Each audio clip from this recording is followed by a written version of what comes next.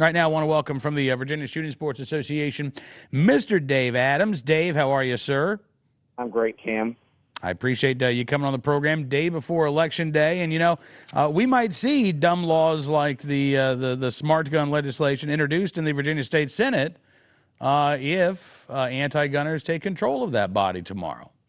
Gun owners have a way to make sure that doesn't happen, and that's going out and getting to the polls tomorrow. Absolutely. And it has been the talk of the state, politically anyway, the past couple of weeks, the millions of dollars spent by Michael Bloomberg in a couple of these races, one in the suburban Richmond area, one in Northern Virginia. But what's fascinating, Dave, is that there's also been some reporting that indicates this push really hasn't generated a lot of traction for Michael Bloomberg. In the Northern Virginia race, for instance, the big issue seems to be not gun control, but it seems to be a plan by Terry McAuliffe that would perhaps add to the tolls that commuters pay on Interstate 66 as they commute in and out of D.C. Yes, whopping $17 to the best of what I've seen so far. Right.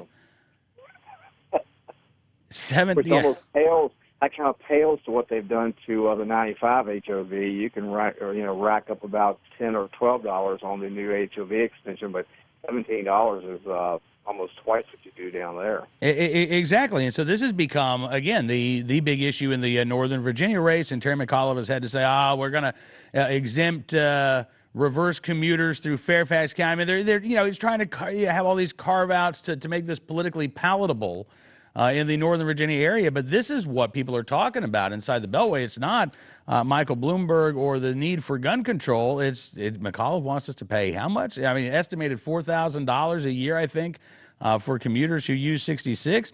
And down in Richmond, in the suburban Richmond race, Dave, it seems like people might be talking about Michael Bloomberg and gun control, but only because they are upset with the fact that he's spending so much money in a Virginia State Senate race.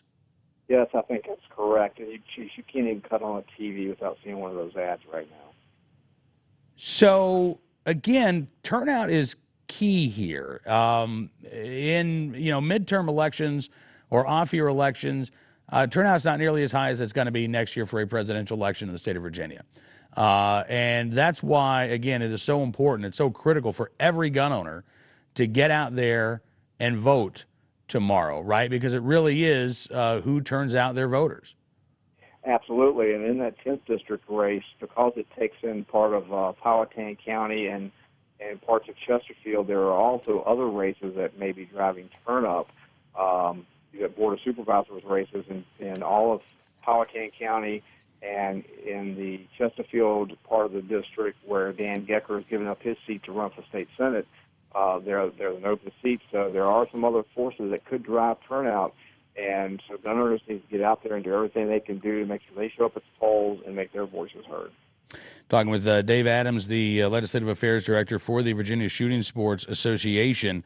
And we talked about this a little bit last week. It's interesting to note that in Roanoke, Virginia, where one might expect gun control to be a campaign issue, given that that's where those brutal on-camera murders took place earlier this year, gun control has not come up as a campaign issue. In fact, all three candidates for state senate in that district are running as pro-gun candidates, as I understand it, Dave. That's correct. I think they reflect their constituents no matter which party they're running under out there. So, you're absolutely right on that one. So I'm not going to ask you to make any predictions about the elections tomorrow, but I will ask, what are you seeing in terms of the volunteer efforts, the grassroots efforts by gun owners in the state of Virginia this election season? I think they've done a good job of getting the field rep in the 10th district's done a good job of reaching out to folks, and people have been knocking on doors for Glenn Sturdivant. I talked to someone who's with the Chesterfield County Republican Committee on Saturday, and he said they've been working heavy on weekends, and in fact, the candidate himself, Glenn Sturdivant, was out there doing that yesterday and on Saturday. So between now and 7 o'clock tomorrow night, if you're a gun owner and you know somebody who supports the Second Amendment, contact them, tell them, please go out and vote tomorrow. Absolutely. Dave, listen, I appreciate you coming on the program, sir. It was a real pleasure as always, and hope that we can talk with you again very soon. Absolutely. Hopefully there will be good news come about 8 o'clock tomorrow night. Absolutely. Dave Adams joined us again, Legislative Affairs Director for the Virginia Shooting Sports Association.